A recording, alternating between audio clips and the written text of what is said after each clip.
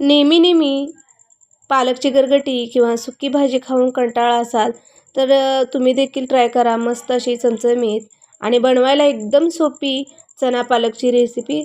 त्यासाठी भिजवलेले चणे मीठ आणि पाणी घालून शिजवून घ्यायचे। त्यानंतर निवडून स्वच्छ धुवून घेतलेली पालक 2 मिनिटे गरम पाण्यामध्ये शिजवून घ्यायची। त्यानंतर थंड पाण्यामध्ये काढून ठेवायची।